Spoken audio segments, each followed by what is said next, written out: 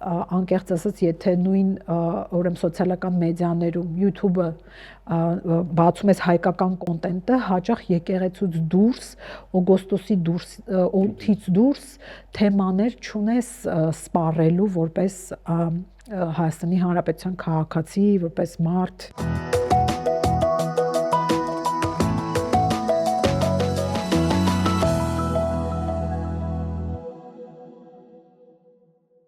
Բարև ձեզ, գրադարանում այսօր զրուցում ենք քաղաքագետ Նվարդ Մանասյանի հետ, ողջույն Նվարդ։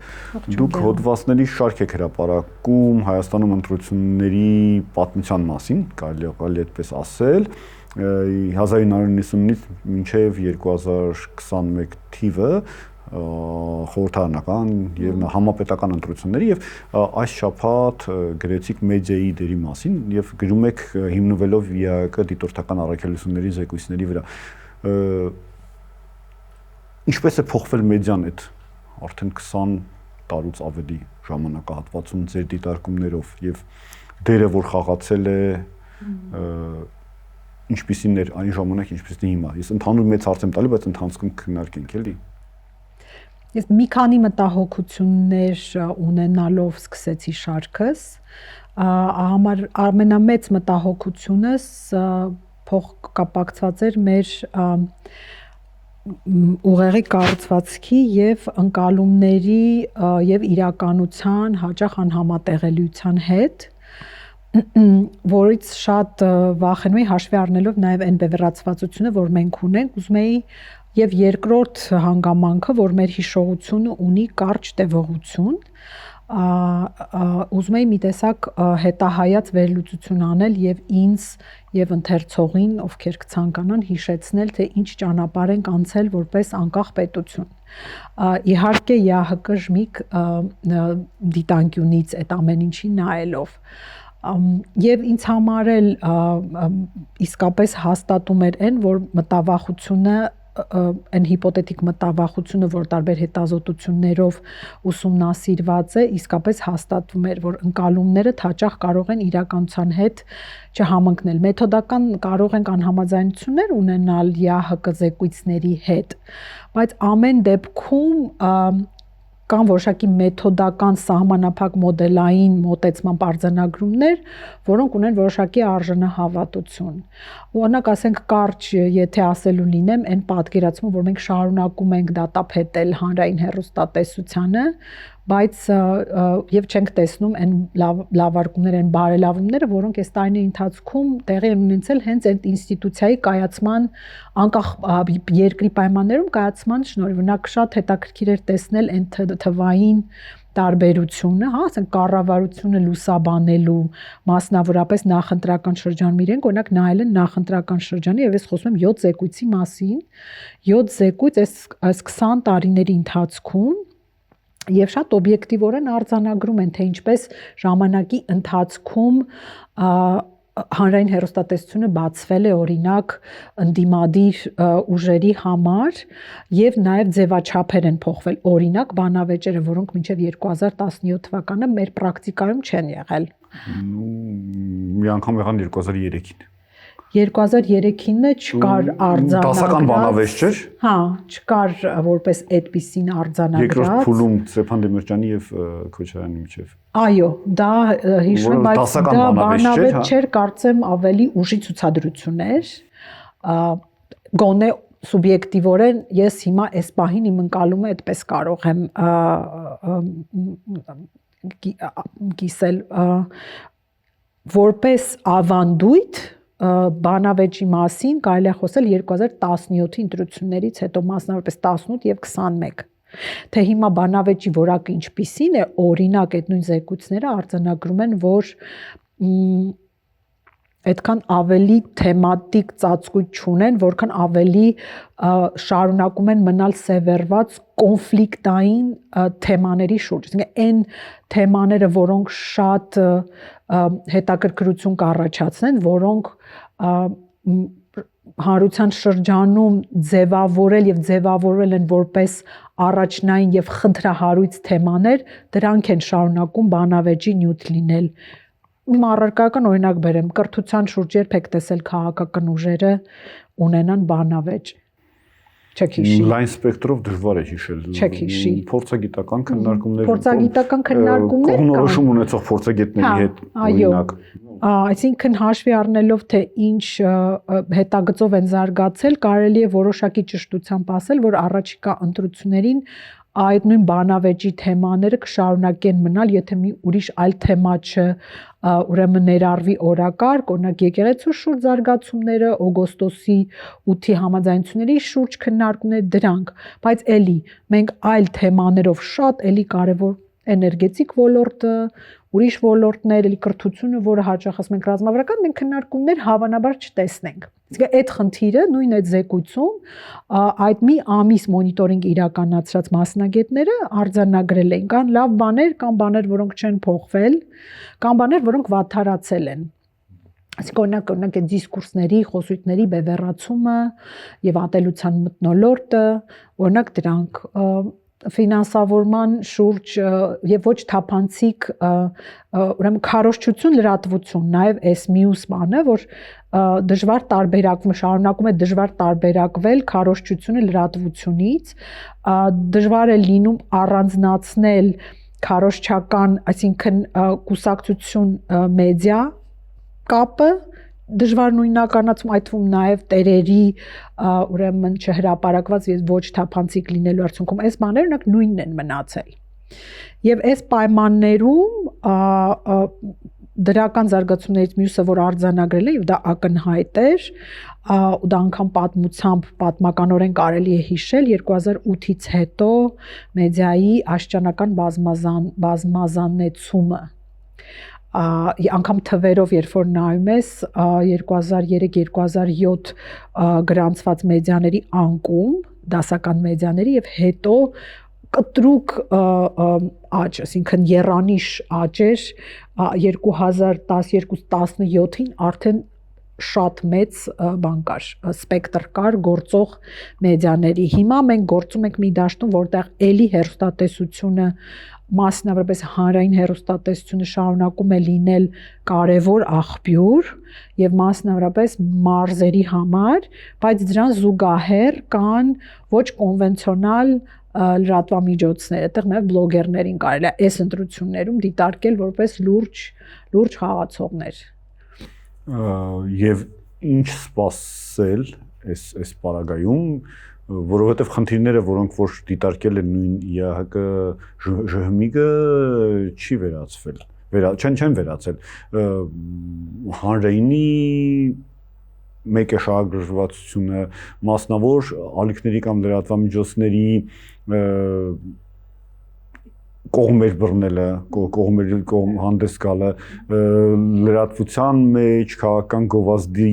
տեղադրելը, չասելով որ դա քաղաքական գովազդ է, հասկանալի է որ ընտրական շրջանում եւ հանրայինը եւ մյուս մեդիա ընկերությունները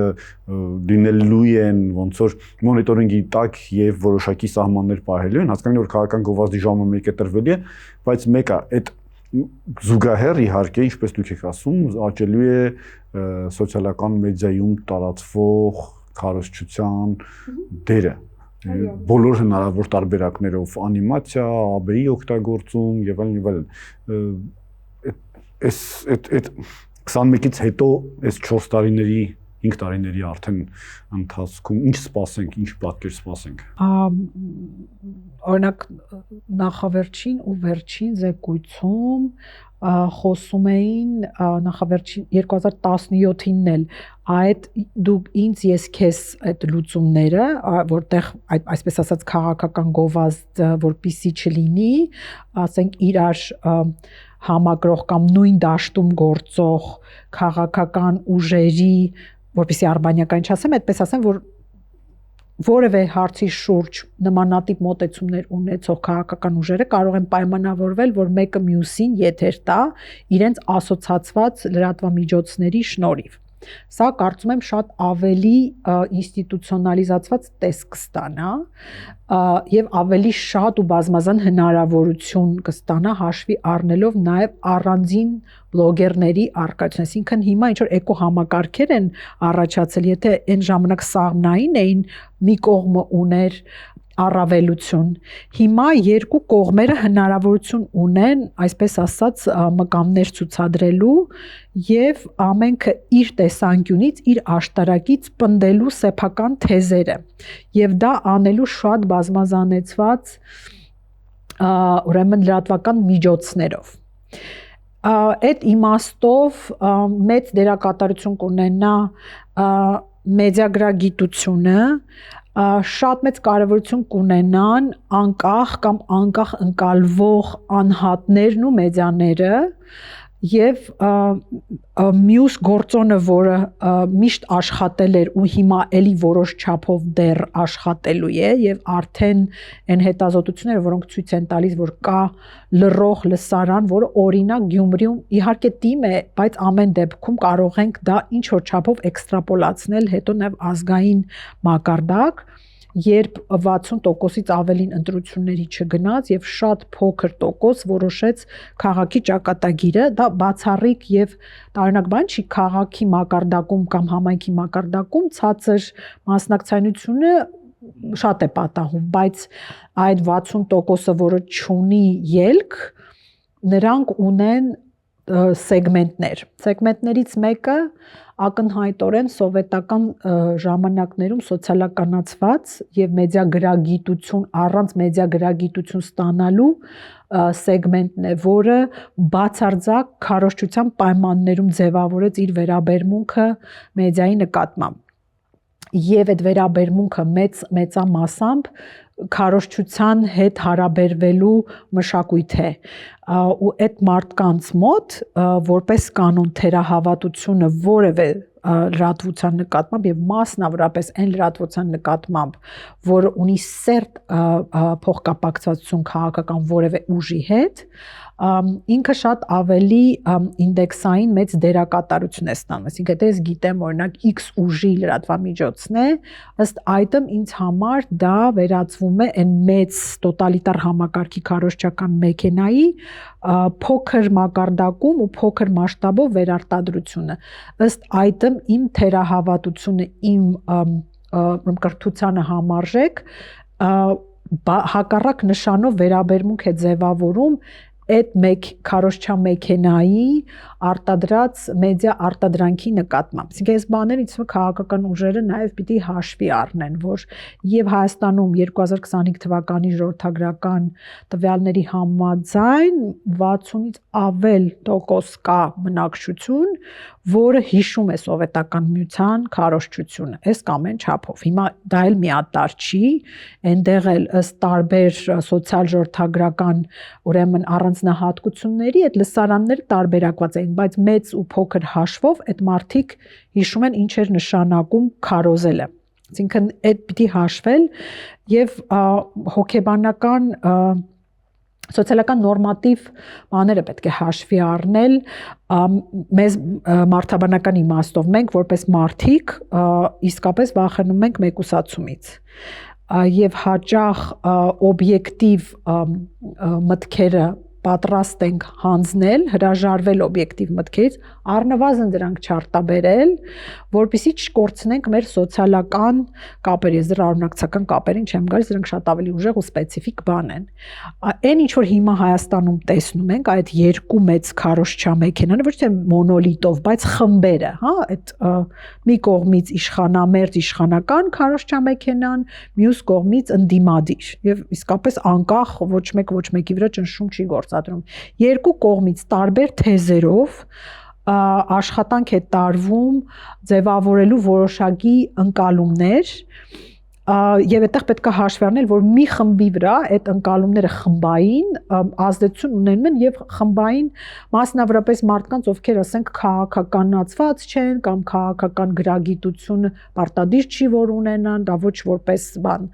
թերագնահատում, այլ այդպիսին է կյանքը, մենք տարբեր մասնագիտացումներ ունենք հաճախ ու միայն լուրեր կարդալը բավարար չէ հասկանալու բոլոր խութերը։ Եվ այդ դրան զուգահեռ նաև բոլոր այն փոքրիկ այլընտրանքային մտքերը դրանք մաքրվում են առնվազն լռության մատնվելով։ Դրանից հետո արդեն ու Ես չեմ ուզում տեսական բաների մնանք հակառակ կողմը այն թերահավատների խումբն են, ես ասում եմ նիհիլիստները, ովքեր հիշում են քարոզչամեքենան ինչ է նշանակում եւ իրենց համար այս երկու քարոզող բևեռների հետ վերաբերմունքը ծնում է քարոզի նկատմամբ հակակրանք։ Այսինքն մենք 60%-ի մեջ ունենալու ենք տարբեր մասնատումներ ըստ սերնդի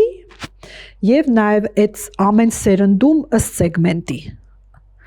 Այսինքն եթե սրանց չեմ սիրում, սրանց եմ տալու,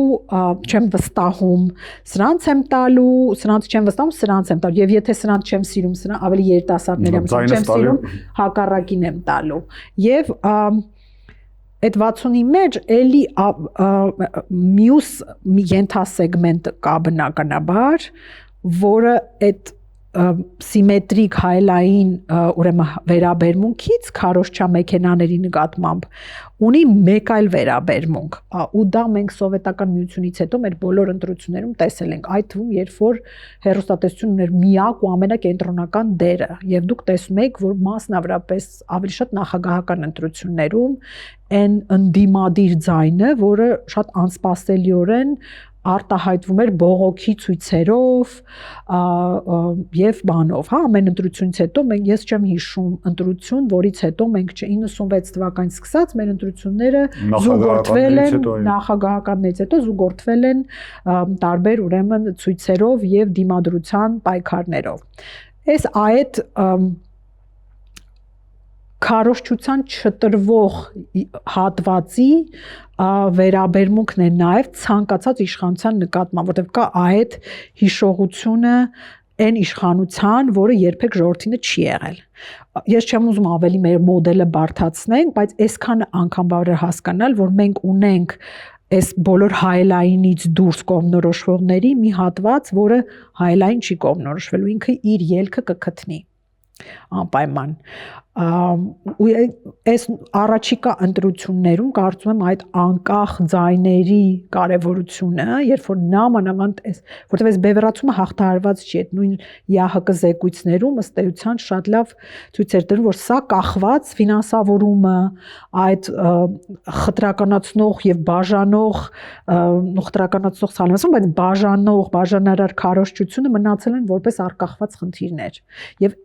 այս բանում, երբ որ երկու կողմերը փորձում են իրար ոչնչացնել, անկախ մտածող ձայները կարող են շատ զարմանալի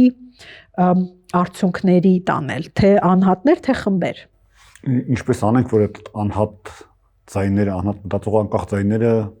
ավելի շատ լինեն։ Շատ լինեն։ Աճեն։ Օրինակ, անկախ ձայների տիրաժավորումը կարող է կարճաժամկետ լինել լուծում, մասնավորապես այն մեդիա միջոցների կողմից, որոնք ընկալումների մեջ, որտեղ դա շատ կարևոր էր տեսնելը նաև, որ իսկապես ընկալումն ու իրականությունը հաճախ կարող են շատ տարբերվել, այսինքն բոլոր այն մեդիաները, որոնք ընկալվում են անկախ, նրանք կարող են շատ օգտակար գործ անել, թույլ չտալու, որպեսզի այդ բևեռացումը ստեղծի ինքնամփոփ ամբողջական ընկալում մարդկանց մոտ, որտեղ այդ վտանգը կա, մարդիկ տեսնելով հիմնական ուրեմն քարոզի թեմաները որպես օրակարգեր եւ քարոզի կրողներին կարող են կեղծ ընկալում ձևավորել, որ սա է մեր իրականությունը, սրանից փախուստ չկա։ Եվ անկախ մեդիա լրատվամիջոցները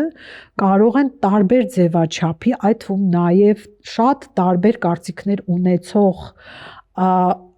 չասոցացված, այսինքն ընկալումներում չասոցացվող առանձին անհատների կամ խմբերի ներկայացուցիչների հնարավորություն տալ, որ տարբեր չքննարկված թեմաների շուրջ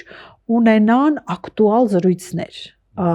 Դա կարծում եմ կարճաժամկետ, իսկ ինչպես անել, որ այդ ձայները շատանան, դա կարծում եմ մի քիչ ավելի երկար ժամանակ կուզի եւ արժի մտածել, թե որոնք են դրա ճիշտ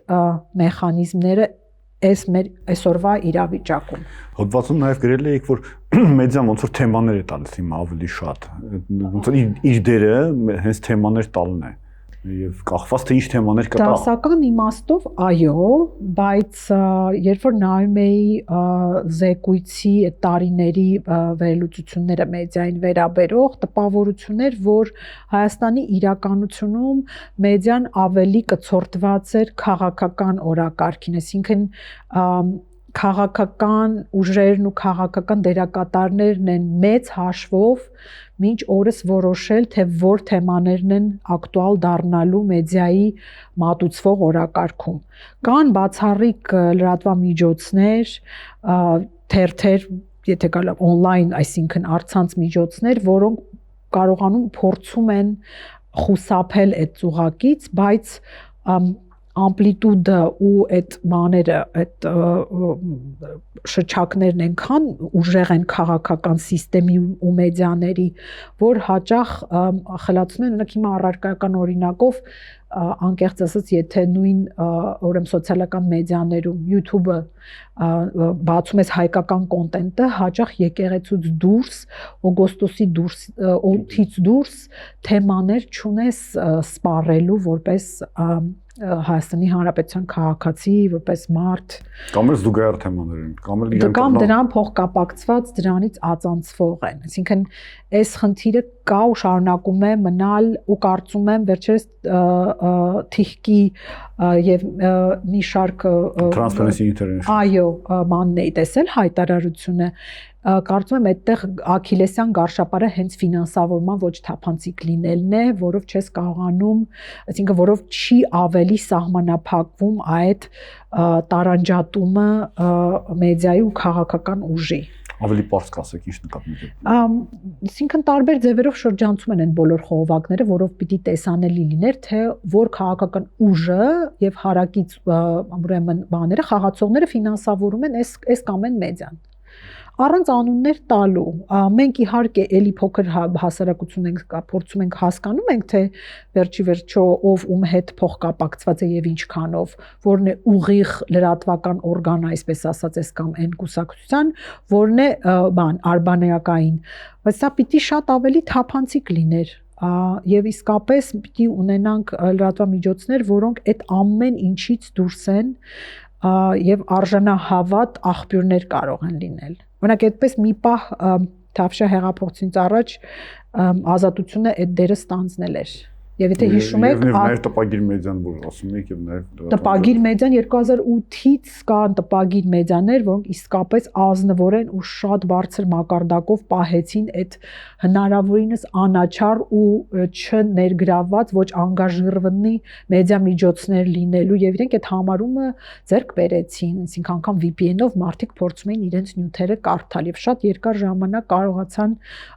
լուսավորել հասարակությանը այս կամ այն թեմաների կամ պայքարների շուրջ։ Հիմա կարծես դա այսինքն այդ